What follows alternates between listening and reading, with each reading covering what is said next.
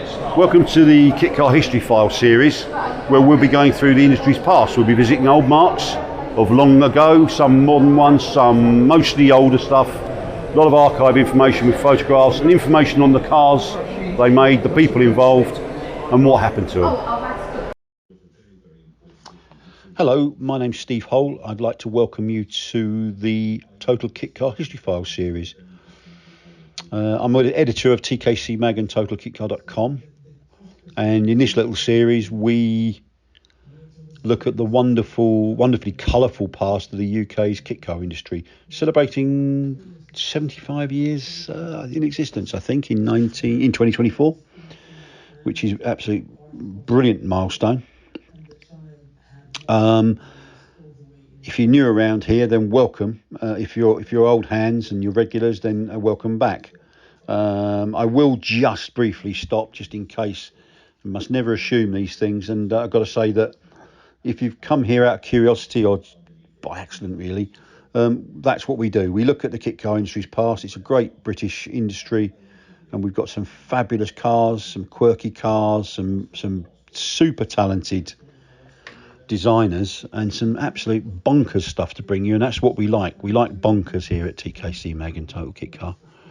So stay tuned, and if you come back, we do these every week actually. So if you're sure to find something, I hope, that you like. And this one's the one today. This episode is looking at a mini-based kit car, which should appeal to quite a few, because I think there's lots of interest and love for the Mini. Anyway, without further ado, now this one, we could make this very long. I don't need to make them long, these, because I think where we go with 15 minutes, 20 minutes, I think is pretty maximum. So I'm gonna skate through this one, but rest assured, you should see some beautiful photographs from our archive. Absolutely beautiful. I make no excuses or apology indeed. Excuse me, I do make apology for that cough. For the fact that we wheel out these photos from our archive. If some of these were seen, it wouldn't have been for sort of 40, 50 years.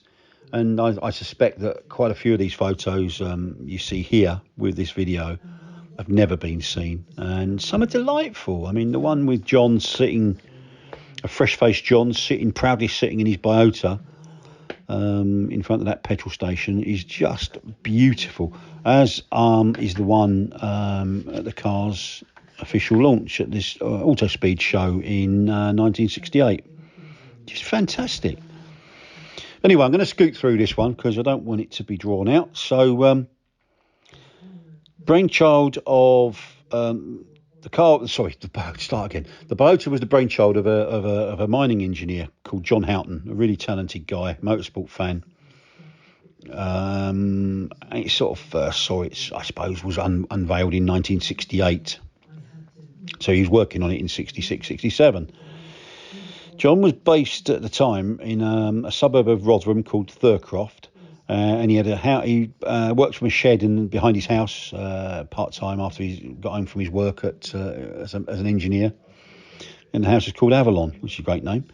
He'd had motorsport experience. He raced under the Black Lawnmower Racing banner, and he had back in those days, if kit car manufacturers had a sort of a secondary sideline, they either made go-karts, powered karts, of course, much like Elva and Derek Buckler had done, or they got involved in this newfangled form of motorsport that had come across from the US called midget racing, which was small sort of GP type cars on the shale of the short ovals, and it was quite popular here for a time.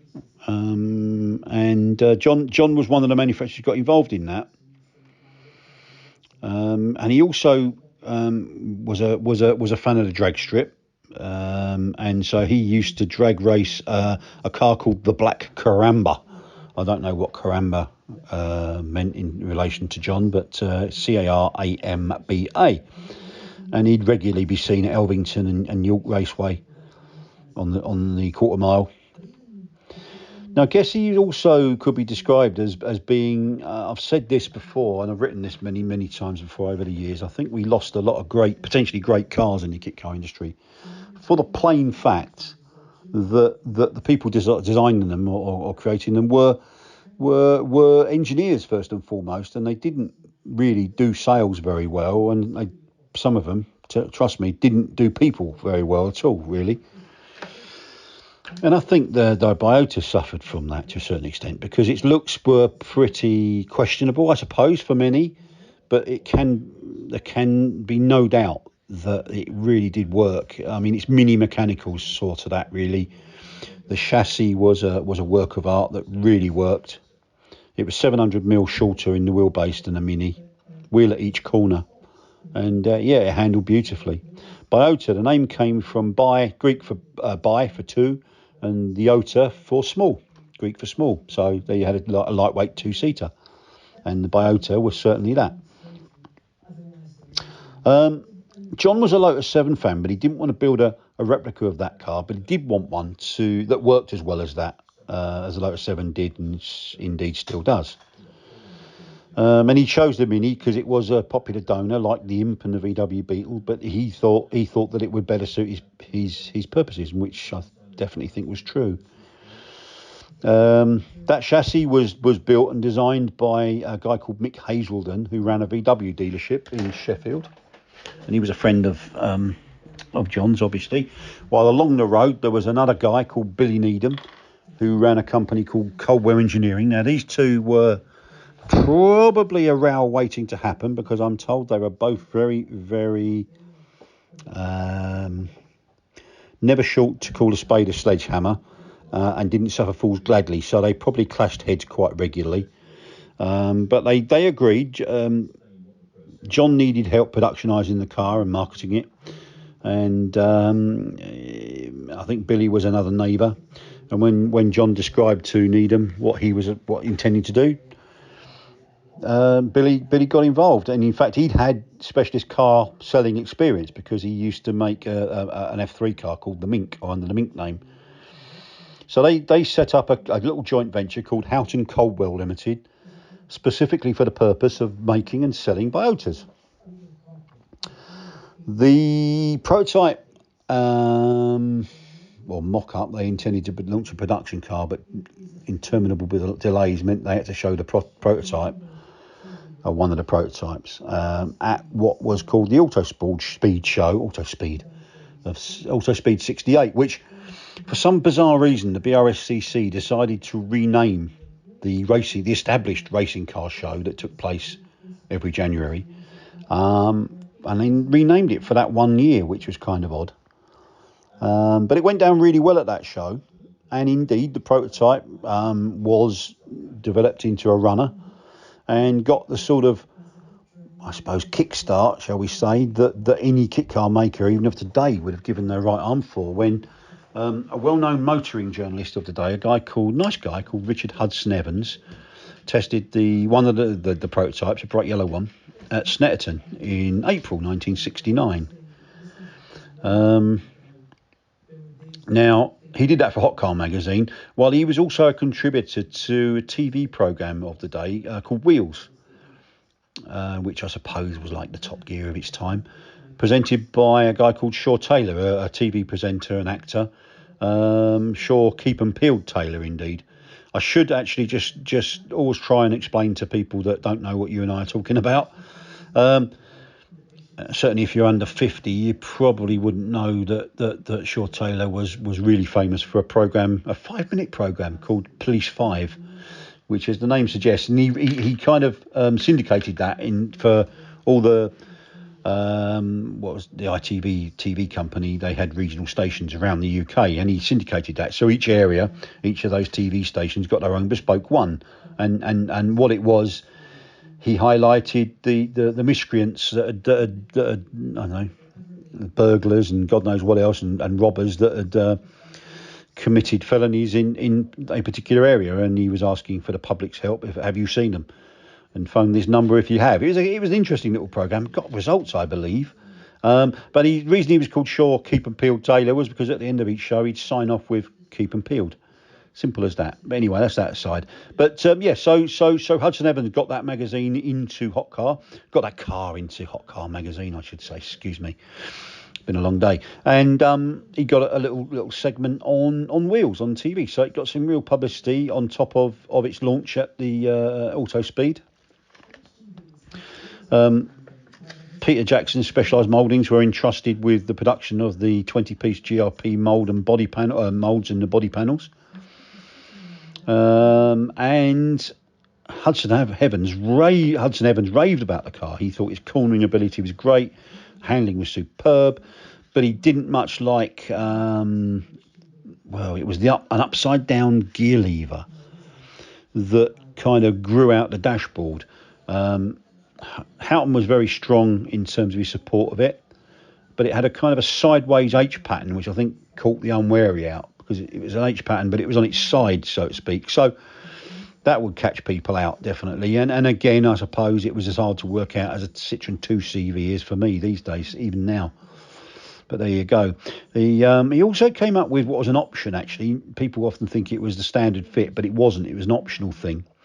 And that was a, if I went to a better description, it was like a stirrup type combined brake and accelerator pedal in one. Your heel stopped it and your toe made it go. Again, Houghton thought it was the next best thing and it was going to take on the world. But it didn't really. But it was an option. And Hudson Evans didn't like that. He really didn't like that.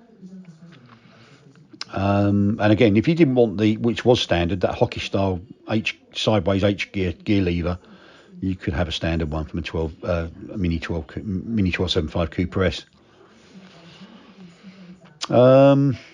Kit packages were announced, and you could supply all sorts of kits, right up to a full kit, which included everything you could possibly want. That full kit included Mark II Mini 998cc engine with the high and a dry cone type suspension rather than the hydroelastic type affair. Anyway, soon after the show, the inevitable happened. Needham and Houghton had locked horns too many times, I think, and they went their separate ways, and Houghton Coldwell was dissolved. And it was again attributed to Billy Needham. He was said to have told someone many years later that he didn't even like the Biota and he didn't believe in it, and he and John didn't get on, and that's kind of why he went. But he was busy. His next project of his own was called the Coldwell GT, and it was a mini-based Group 6 giant killer in motorsport. So he was very busy with that and preoccupied with that, and why wouldn't he be, really? But John pressed on. He wasn't to be deterred, and he set up Houghton Developments, and he concentrated on fully built cars and lightweight racers. Took on 6 staff. He moved to Dinnington, which is in South Yorkshire, I think. And he took on a guy called Stuart Smith, who, while John was away doing mining stuff, ran the company on a day-to-day business. Was said to be a nice chap and very sort of positive about the projects. The lightweight bodywork by Specialised Mouldings was said to be sensational and had a visible weave, much like a carbon fibre does today. There was talk actually of John doing a Lotus 7 type car called the Biota Clubman, but that didn't come to anything. Now, I do believe, once again, John fell out with a business associate, and he and Smith were said to be always arguing. And then it became so bad for them that those two split into two. John kept Houghton Developments, and he concentrated on fully built stuff, and just getting lightweight racers built, really. Whereas Smith ran the sister operation called Biota Products, which sold Biota kits, intriguingly, and other related bits and bobs of a go faster nature. Incidentally, while they were waiting between that time when they launched the prototype to getting it ready for production, John wanted to keep his company going and his staff retained. So they turned their hands to all sorts of things made out of GRP, ponds, baths, nice lining flower pots, I believe, and that really kept them going. Incidentally, if you wanted, for some reason, a complete kit, even though Biota Products, Smith's arm of the company, supplied those. If you wanted a complete kit, you got that from John Houghton. But I suppose it was a complete car, albeit in component form. So I suppose you could argue that one away. Another line that Smith's company did, they came up with a front and rear end for a Mini, which a lot of companies did. They did fronts and rears. 50. I'm told this is reliable. 50 Mini fronts were sold, alternative fronts, and 10 alternative rears found homes. John carried on, meanwhile, developing the car, but he was also doing other stuff, which might explain why there was such a gap between the prototype appearing in '68 and the production car not really showing itself until 1970. But in March '71, he was off to Amsterdam for some reason to a show there, with a new hardtop that he created with a sliding windows and a hinged windscreen, or hinged side screen, I beg your pardon. And that sold quite well. He took some orders there, and he also gained himself a Dutch agent. I think John also was a perfectionist, and he wouldn't never sign anything off until he changed it 10 times, but it was to his satisfaction. So I think that didn't help him in many ways. And it really was a very good car. So much so, I mean, if truth is needed of that, a guy called Chris Seaman was a good racer. Now he hill climbed a Biota in the BARC's Hill Climb Championship, which I think at that time was centred around Harewood near Leeds, and he won the championship in 1972. And sharing the same car, coming in third place in that championship, was dear old John. So, if anything, sort of, you can question the looks, but I think you don't really. If the car's a dud, you wouldn't win a competitive or finishing 2 cars in the top 3 of a competitive championship like that. So I think that kind of confirms it. Late 1972, John had created a Mark II version, which was 6 inches wider, which meant it had much more room in the cockpit, even though the wheelbase remained the same. And also the very simple type stretched covers, sort of cover seats, had been replaced by bespoke, what I've seen described as clam seats for the Mark II. He'd also changed the rear suspension, which kind of was sort of described as a Dion type arrangement, which is said to have improved things even further, really. There was an estate version mooted, dubbed the CA, the Biota CA. Excuse me, I don't know what that stood for, the CA, but that never actually got off the drawing board, I don't think. And while he was at it, he came up with another car, and again, I suppose this all sort of held up the development of, or sort of productionising of the Biota.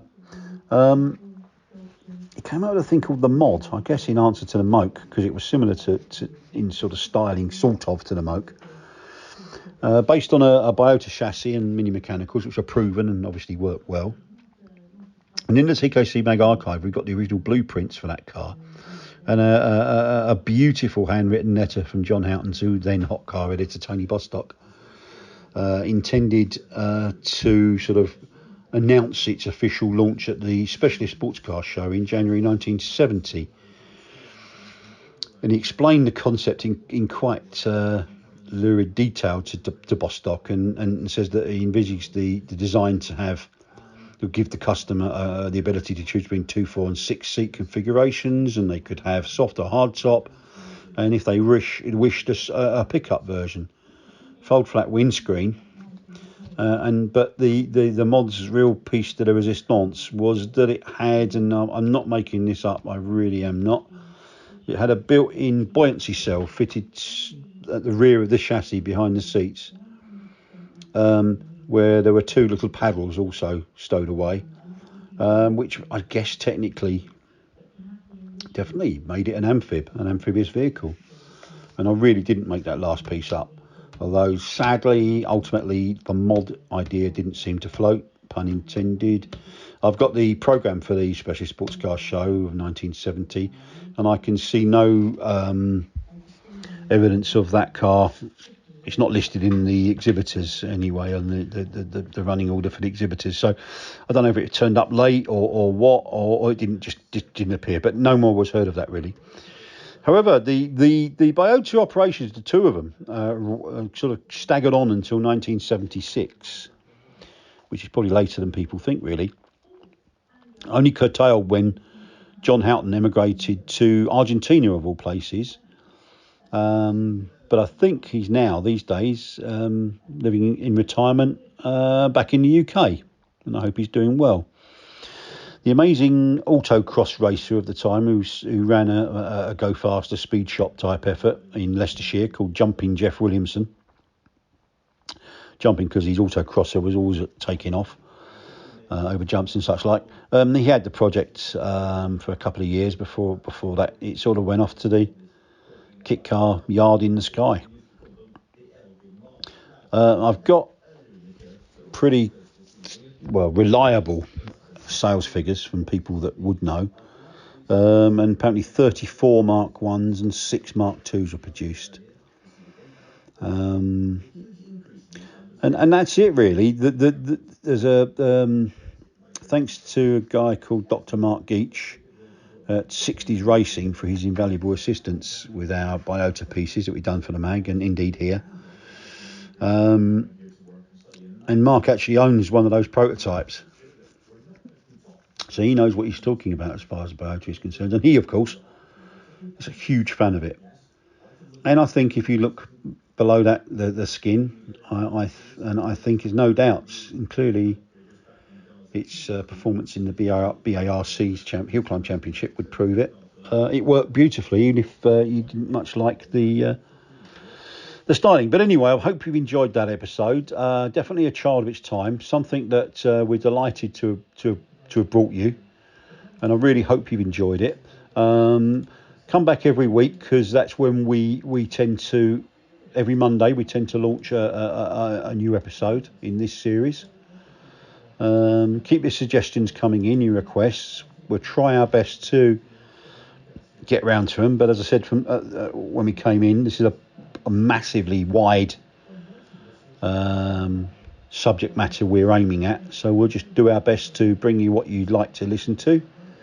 And once again, thank you very much. Oh, if you haven't already, if you could subscribe, it really help us out. And also, if you hit the like button, that helps us out.